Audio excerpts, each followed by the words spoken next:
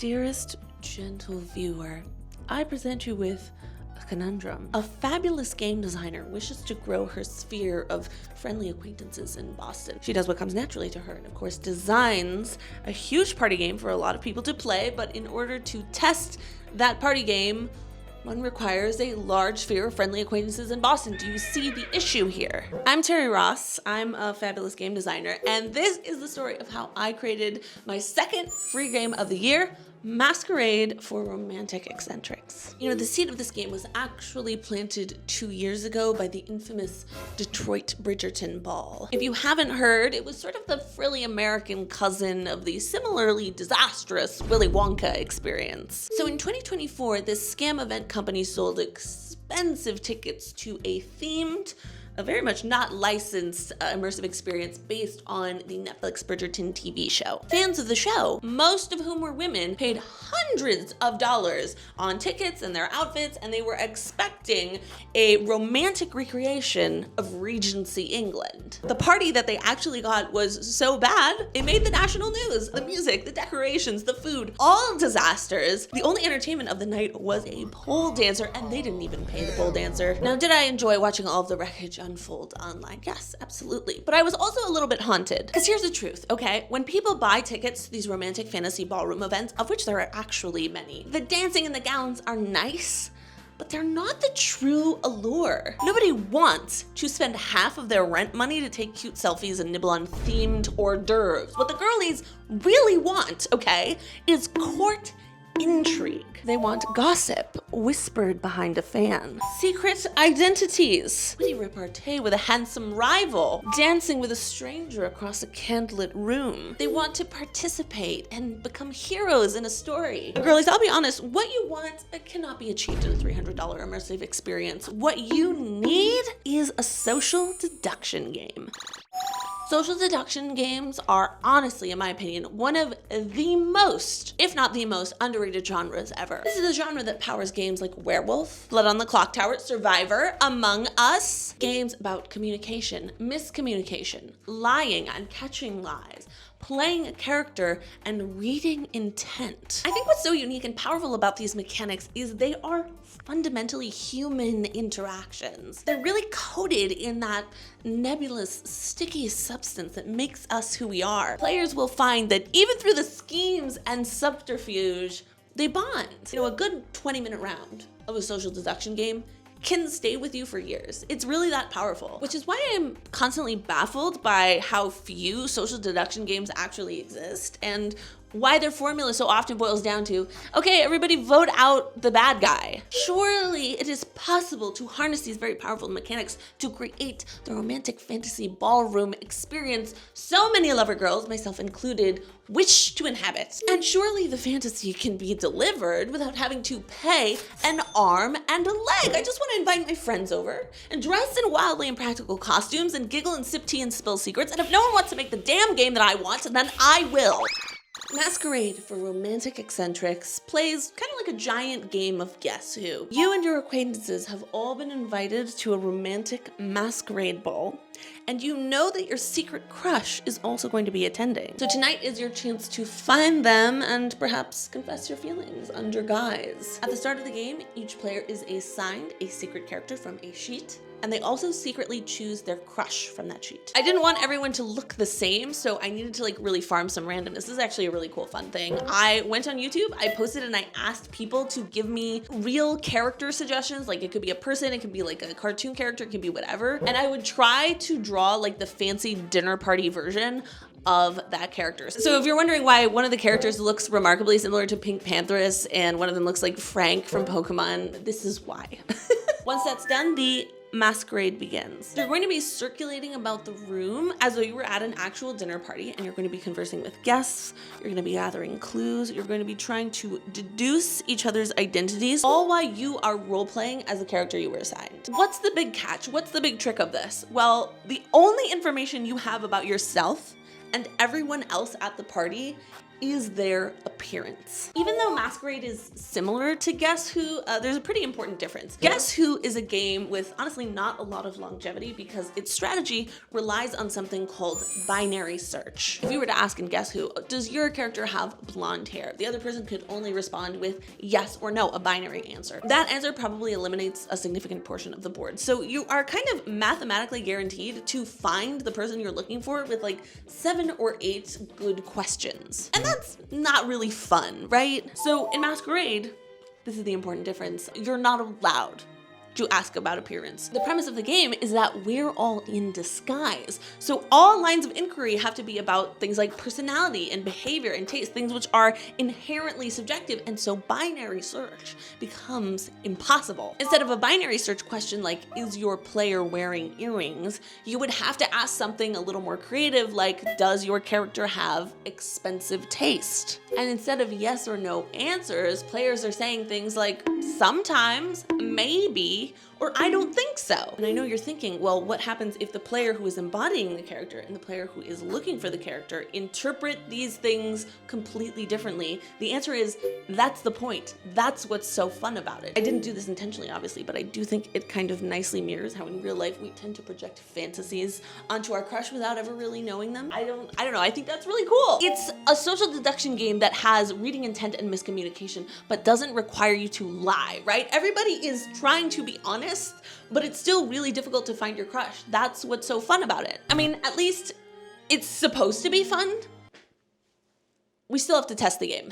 If I could get on a soapbox and evangelize about one thing in game design, it's testing. Getting people to try your game. Not to market it, but to understand how to make it better is a crucial and deeply neglected part of the game making pipeline. I absolutely do it and I encourage other people to do it, but here's the thing. I only have actually 4 or 5 real friends in Boston. By friends, I mean people who would willingly sit down and play something I made that might not even work. Maybe the reason social deduction games are so rare is because game designers keep running into this exact problem. But listen, I still believe these games are absolutely worth making. I did manage to get people to test this game out, and I'm gonna share some tips and tricks for how this was accomplished. Maybe you don't want to make a huge game like me, but if you are a designer, you are eventually going to need strangers to play your game. Yes, I'm sorry.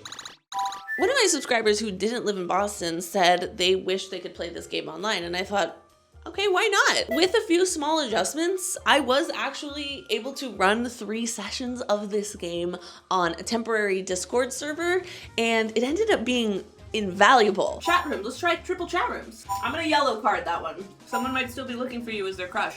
2 people won this round. I can't believe it. It's a playtest. We'll test it. See how it feels. I love this.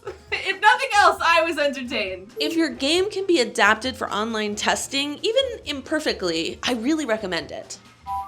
A lot of people find this step intimidating, but I'm gonna tell you a secret, honey. Literally all you have to do is ask. When looking for a physical place to run Masquerade, I reached out to bookshops, local game stores, breweries, any kind of community organization that had a space of their own. Literally anything that matched the vibe of Masquerade was pretty much fair game. If you have cute low lighting and a place for people to stand, I was reaching out to you, okay? The 2 venues that ended up saying yes were Pandemonium Books and Games in Cambridge and SideQuest Books and Games, which was in Somerville. And these are 2 pretty prominent game stores in the Boston metro area. So it felt like a huge win. I was very excited. The only thing you really need to pay attention to with this is giving at least a month or 2 of lead time. You do want venues to be able to prepare for you and put you on the calendar, but ultimately, finding the venue is honestly the easiest part of this entire process. The reason why so many people struggle with marketing, please let this sink in.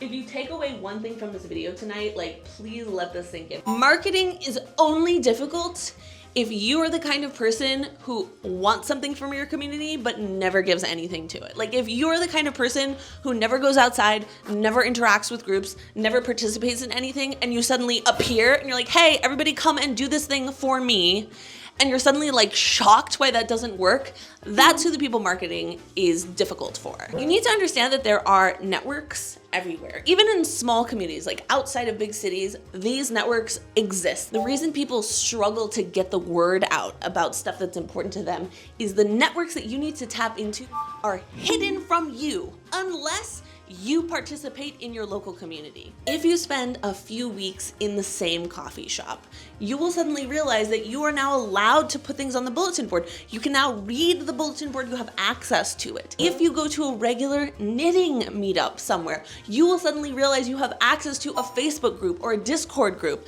a communication network of people who are interested in that. If you don't talk to your coworker because like they don't play games and like you have no interest in building a friendship with them, you would never find out that their roommate has access to a local event calendar. You would never find out that their sister runs like a D&D group and they're always looking for like fun things to do together. It's sort of crazy, it's sort of like banal to say like the answer is like touch grass, but truly please go outside and interact. I posted about the game in some Boston Discord groups, some Reddit threads, the Boston calendar. These are all networks that I happen to be a part of because, you know, I've been in Boston for a long time and I've like sort of collected these networks. And of course, this network here, this YouTube video channel. Both of my in-person playtests filled up almost immediately. I didn't have to go out and do like an Instagram boosted post. I didn't have to go and pay to print out flyers and put them up everywhere. I literally didn't have to spend any money because I have already spent the time.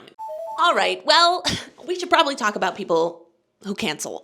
It has been proven over the years that it has become more and more socially acceptable to not show up to the things that you say you're going to do, to not do the things that you say you're going to do. And to absolutely nobody's surprise, people are showing up and doing things less. It would be very, very easy to take it personally, to blame people who cancel, feel like they have something against you or they don't care about you enough, call them lazy, call them dishonest, whatever. But girl, let's be so for real. There are broader cultural and economic factors at play here that have absolutely nothing to do with you. Please internalize this. It's so much better for your mental health if you don't obsess over the people who don't show up and instead focus on making a great experience for the ones who do. One of the ways we combat this, surprisingly, is by overbooking a little bit. That's okay. And it's important before you get things started, always have a contingency plan for at least half of people canceling. I know that's a drastic number, but if you are prepared for that, the event is going to go well no matter what. And finally, I mean, I feel like it doesn't need to be said, but I'm gonna say it, hold yourself to the standard that you expect from other people. So for example,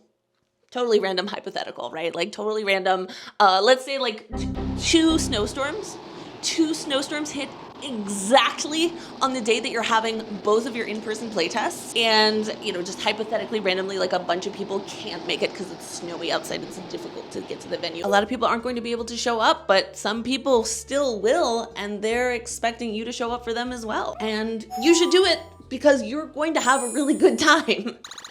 I ended up testing Masquerade for Romantic Eccentrics 5 times. More than 50 people played this game. 34 participants also submitted written feedback, which was incredible, thank you. Before these tests, I only hoped that the game would be fun, right? But now the game has been refined, it's been updated, it has been improved, and I know that it is fun, which means there's only one final step. It is time to release Masquerade for Romantic Eccentrics on itch.io completely free. So no matter where you are in the world, you can host your own scandalous little masquerade party with your friends. If you've been on my channel, you know the drill already. The link to play the game is in the description. And if you are watching this video on itch.io, then the game is somewhere on this page. So this is a print and play game. It is not a digital game, which means you're going to have to find a printer and print all the files out yourself. Finding a printer to make all the game assets is relatively easy. Now finding 10 to 25 people, on the other hand, to play the game with you, well, that's a little bit more difficult. But I also happen to know from personal experience that bringing people together to play a game, any game, for any reason,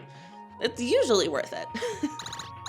I want to give a huge shout out to absolutely everyone who came to test this game, whether online or in person. I want to give a special shout out to Tybalt and Aloe, 2 of my online players who helped fill in on some of the days where we were low on people. I really appreciated you guys helping out. And of course, you made a lot of fun, silly memes about Elmo. That was really fun. I also want to give a special shout out to Dumebi, Leilana, Majestica, Caesar, Zane, Lila, Cam, and Cedric. They were all of my very first in-person playtesters, and they came out like literally during a New England snowstorm, which is crazy. I also want to give a special shout out to the people who showed up to the second playtest. I wasn't able to get your guys' names, but they also showed up during a snowstorm. Special shout out to everyone who supports me on Patreon and Ko-fi. Because of you, I am able to work on games full time. Literally, I live off of the money you guys give me, and I use it to make free games for everyone this year. So of course I am eternally grateful to you guys. And of course to you, my viewers and subscribers. Every day I wake up and I get so excited because I get to make games and videos for you guys. And I don't know, it's a fucking dream come true. That's another game in the bucket, folks. I'm making 12 free games this year for everybody. I've just finished number 2, and if you'll excuse me, I'm gonna go work on the next one. So I'll see you later. Thanks again for watching. Bye!